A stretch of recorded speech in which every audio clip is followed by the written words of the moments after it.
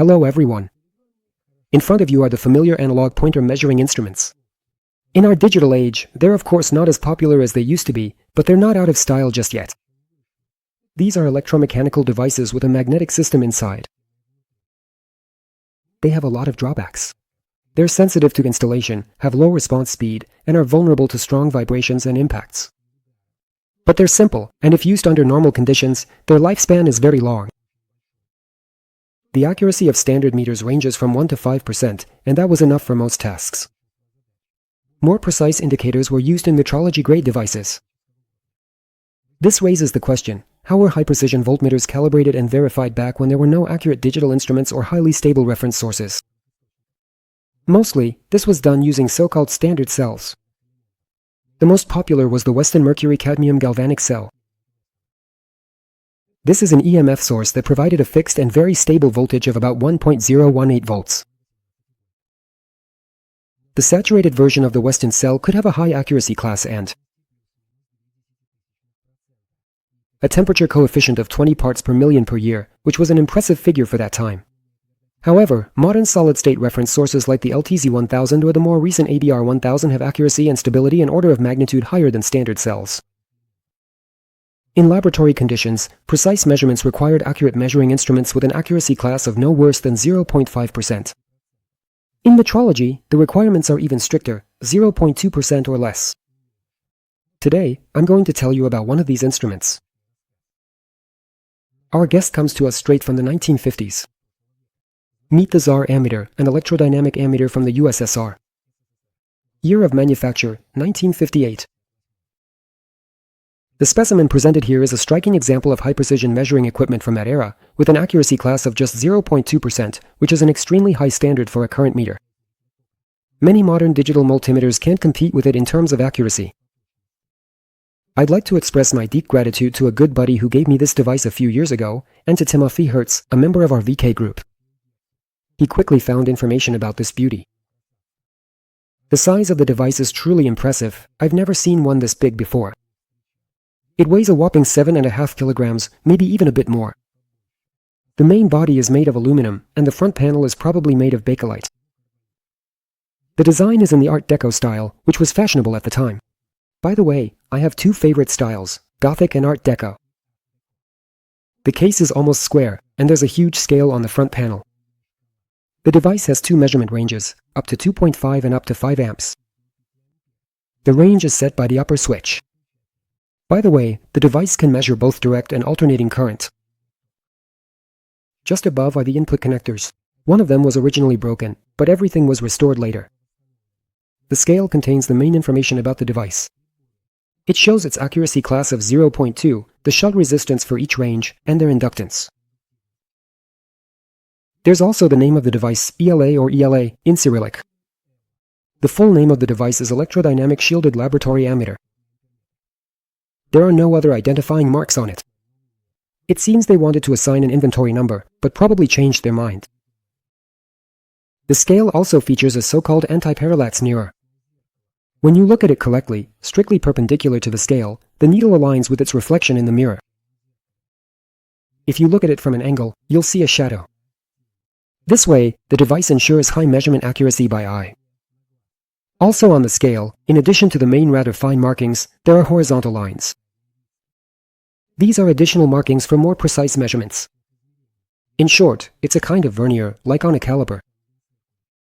In the center, there's a knob for setting the needle to 0. And here's another interesting thing. Yeah, damn, it's a bubble level. During measurements, the device needs to be leveled, and for that, the adjustable legs come in handy. In an interesting book called Repair of Measuring Instruments, there's a description of this very device. Thanks again to Timothy. Here you'll find a schematic diagram, shunt parameters with their tolerances, operating procedures, possible malfunctions, and methods for diagnosing and repairing them. That's where I learned that there were also giant voltmeters, called LV. We won't find anything particularly interesting inside the device, but we have to take it apart, otherwise, where's the fun? Just imagine! Everything you see here is completely handmade. Every single screw was tightened by a person. It's truly built to last for ages. The shunts are fixed so tightly and securely, it's as if this device was meant to withstand the shockwave of a nuclear explosion. Of course, that's just a figure of speech, but you have to admit, it's built impressively. Take a look at how neatly everything is assembled. The wires are beautifully bent, and there are grooves made just for them. This luxurious mode switch, rated for 5 amps, looks like some kind of synchrophasotron breaker. The measuring head is located under a massive metal dome, which acts as a shield and completely isolates the head from external factors. There are no precious metals in the device. Maybe that's exactly why it survived to this day, and I was able to show it to you. Does it even work at all?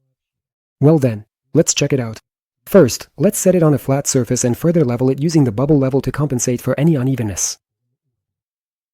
When taking measurements, it's important to stay within the temperature range, which is from +10 to +35 degrees Celsius, and we're well within that range.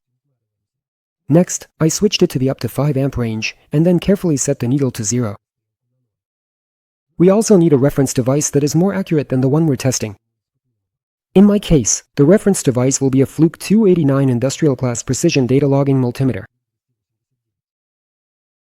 Its basic DC current error is 0.05%. We also need a stable current source. For this, I'm using this pocket-sized laboratory power supply as the source. Why this one in particular? Well, honestly, I just didn't feel like hauling the benchtop power supplies from the lab, but this little guy is no slouch. You could even skip using an additional reference device, since it's already very accurate and stable on its own. Still, I trust the readings from the reference device more. We turn on the power supply and pay attention to the digital meter reading, 2.28 amperes. Now let's look at the analog meter. In this experiment, its entire scale is 5 amperes, with 100 divisions on the scale. And now for the most interesting part, reading the measurements. Knowing that there are 100 divisions on the scale and the full scale is 5 amperes, it's easy to calculate that each division is worth 50 milliamperes. We look at the needle straight on, at a right angle. Additionally, we check by looking at the reflection. We make sure that the needle is between the 45th and 46th divisions, roughly in the center. At this point, we can multiply 45.5 by 50 milliamperes. As a result, we get 2.275 amperes. Our reference instrument showed 2.282 amperes. At this stage, we get a deviation of just over 0.3%, which is an ideal result, considering that we took the readings purely by eye. But our old device has an accuracy class of 0.2, so we continue to take readings and carefully watch the needle. Pay attention to this section right here. This is a transverse vernier. And, to be honest, at first I was reading it incorrectly. But the collective wisdom of our VK group quickly helped out with this, even though there were different opinions. Thanks to all the guys. A big shout out to Andre from the Radionios channel and everyone else.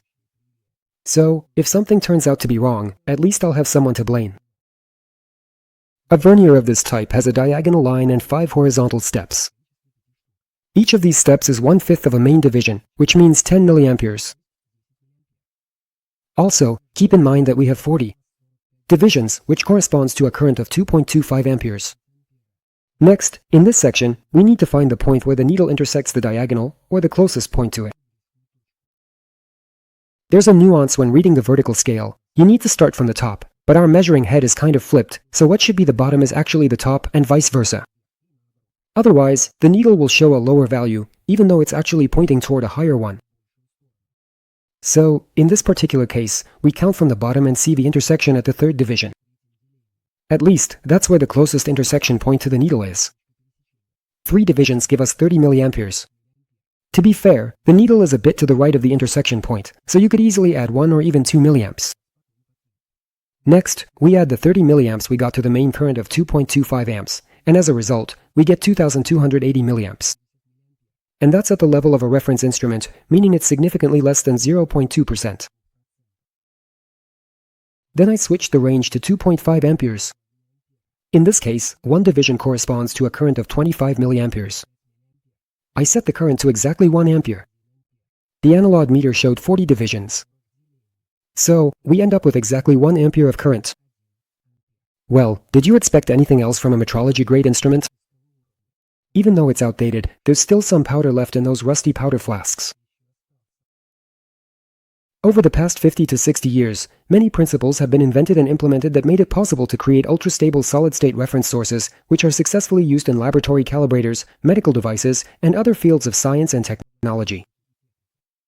In terms of accuracy and stability, they surpass our guess today by dozens of times, but almost 70 years ago, this was impressive, and even now, not every measuring device can compete with it.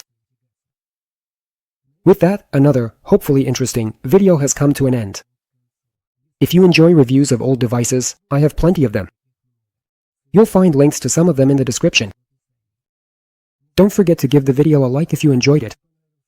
Leave a comment to show your support, and if you have time, subscribe to my other YouTube channels. The links are in the description. Well, that's all from me. As always, this was Calibration with you. See you next time. Bye.